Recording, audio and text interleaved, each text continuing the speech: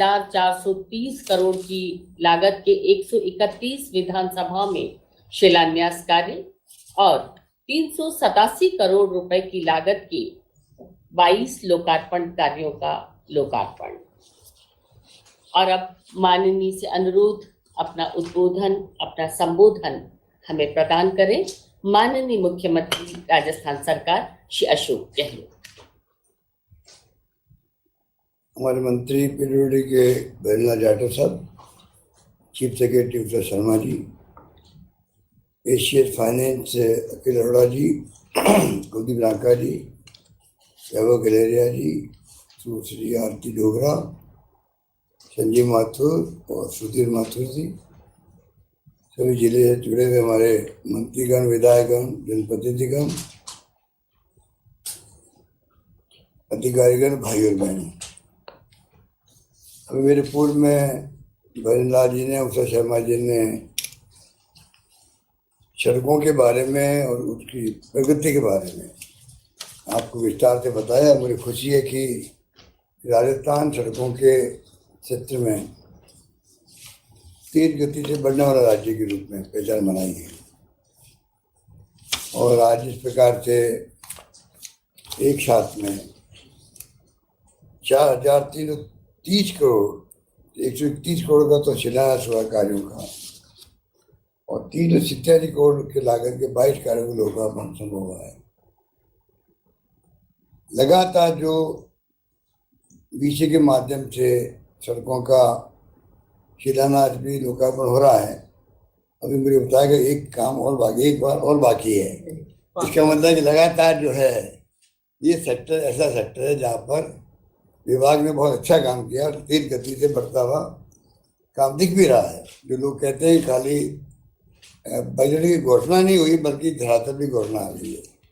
पहली बार मैं सुन रहा हूँ कि बजट के बाद में कोई एमएलए मुझे कहे, जनप्रतिनिधि कहे साहब कि खाली आपने घोषणा नहीं की, हमारे तो सड़कें बनने लग गई है, टेंडर हो गए हैं।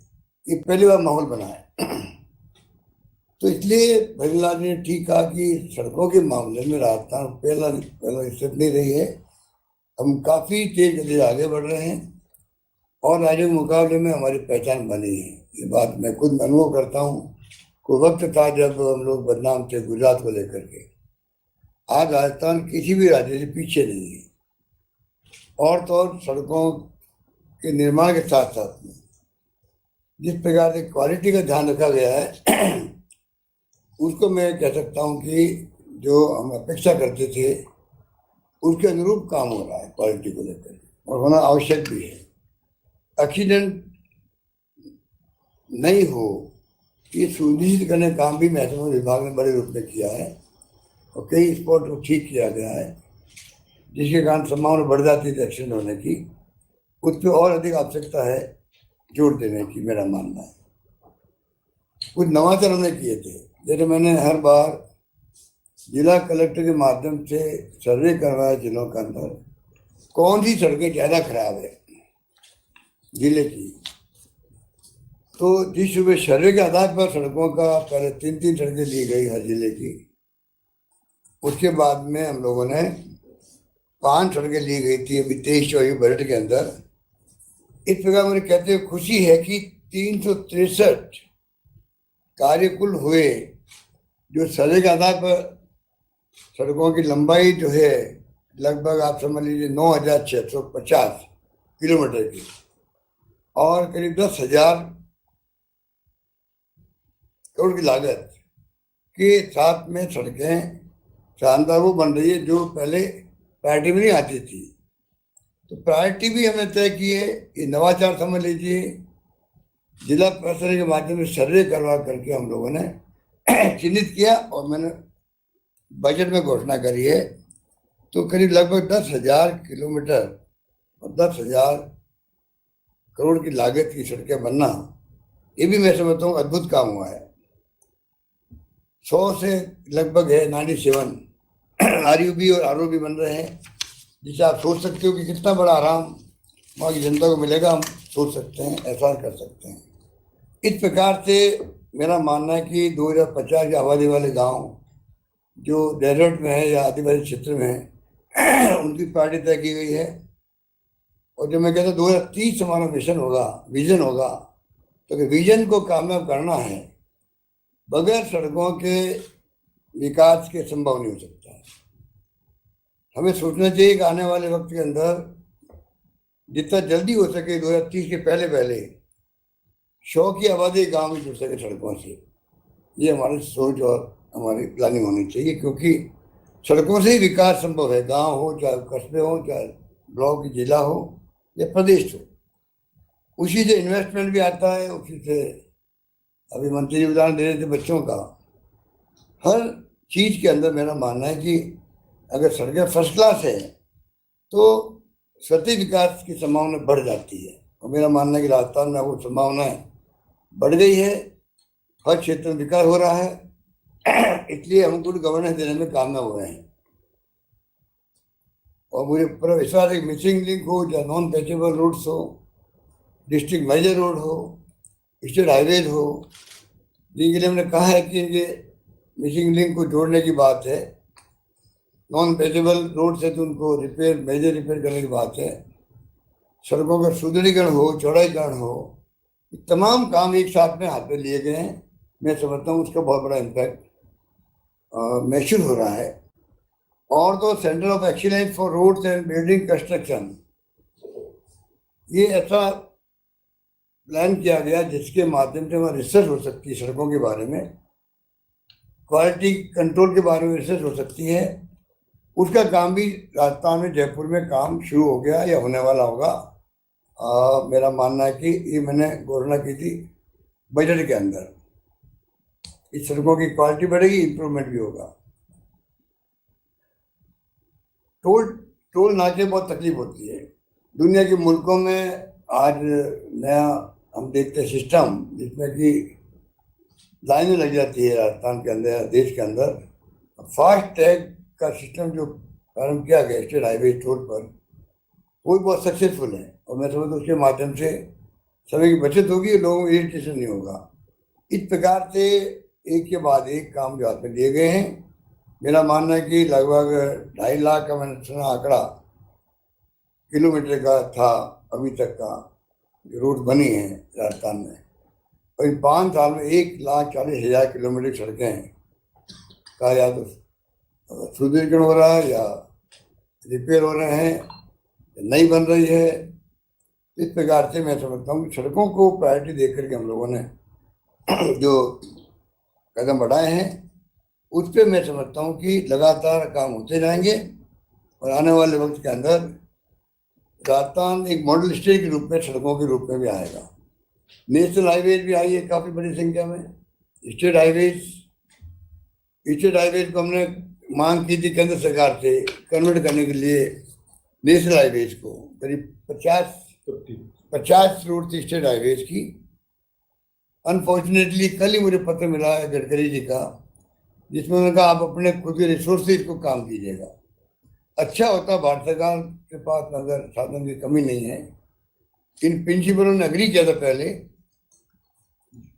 अग्री किया था कि हम 50 रोड जो स्टेट गवर्नमेंट की है स्टेट हाईवे, उसको नेशनल हाईवे में कन्वर्ट करेंगे। वो वादा उनको पूरा करना चाहिए था। मैं वापस उनको पत्र लिखूंगा जिससे कि राजस्थान जो है और ज़्यादा नेशनल हाईवे से जुड़ सके, और राजस्थान के जो स्टेट हाईवेज हैं वो नेशनल हाईवे में अगर कन्वर्ट होता है, उसका लाभ पूरे प्रदेश को मिलेगा। बाकी मैं इस मौके पर इतना कहना चाहूँगा कि हम सब क्षेत्र में इन्वेस्टमेंट लाने के अंदर भी जो माहौल बना राजस्थान के अंदर, वो इसलिए संभव है यहाँ की रोड्स, यहाँ का माहौल इन्वेस्टमेंट का, यहाँ का जो सिस्टम है प्रक्रिया अपनाने का, लेबर इंटरेस्ट नहीं, यहाँ पर अच्छे माहौल में काम करने का अवसर मिलते हैं। इन्वेस्टर भी बड़ी संख्या में आने के वादे किए, एमओयू किया है। मुझे उम्मीद है कि उनको हम लोग आगे बढ़ाएंगे और राजस्थान आने वाले वक्त के अंदर विजन 2030 जो मैंने कहा है, बार बार मैं अपील कर रहा हूँ प्रदेशवासियों से, आप सब जो सुन रहे हैं अभी प्रोग्राम के माध्यम से, आप सब अपने अनुभव शेयर करें, जिससे कि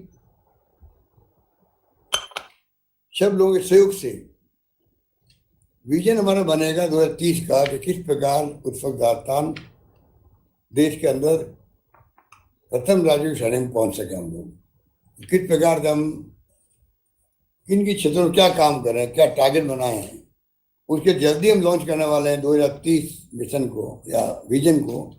उसमें मैं चाहूँगा कि आप लोग भागीदारी निभाएं। बाकी हम कोई काम में कभी छोड़ नहीं रहे। बड़े बड़े घोषणा की अभी मैंने 15 अगस्त को भी रामगढ़ बांध जो पॉपुलर है जयपुर का, बहुत वेलकम हुआ उसका जयपुर के अंदर भी, राजस्थान के अंदर भी, कि बांध जो था रामगढ़ का बचपन से हम भी देखते थे, उसको भरने का निर्णय करने में ही लोग खुशियाँ मना रहे हैं जयपुर के अंदर विशेष रूप से। और ERC में 53 बांध जुड़े हैं नए, इसका वेलकम आपके करौली के अंदर, माधोपुर में, दौसा में और अलवर के अंदर सब जगह हो रहा है कि 53 नए बांध जो है वो पानी से भरे जाएंगे ERC के पानी से। तो करीब 1600 करोड़ रुपये अधिक लगेंगे उस योजना के अंदर। इस प्रकार से मैं समझता हूँ कि जो निर्णय किए गए उसका बहुत बड़ा असर है। और यही बात कहता मैं आप सबको मुबारकबाद देता हूँ। तुम्हारे MLA साहबान बैठे हैं, मंत्री साहबान बैठे हुए हैं, तमाम हमारे जनप्रतिनिधि हैं या प्रदेशवासी बैठे हुए हैं, उन सबको मुबारकबाद की। राजस्थान बहुत तेज गति से प्रगति कर रहा है हर क्षेत्र के अंदर, और उसी रूप में आगे भी मैं विश्वास करता हूं कि हम लोग सब प्रयास करके राजस्थान को विकास के मार्ग प्रशस्त करने में कमी नहीं रखेंगे। यही बात कहता हूँ, अपनी बात समाप्त करता हूँ। एक बात और है रिलीजियस टूरिज्म की, इसके लिए मैंने विशेष प्रोविजन किए हैं कि कई मैंने घोषणा भी की थी, जो हमारे धार्मिक स्थान हैं वहाँ पर देशी व विदेशी पर्यटक भी आते हैं, वो भी अच्छी सड़कों जुड़े।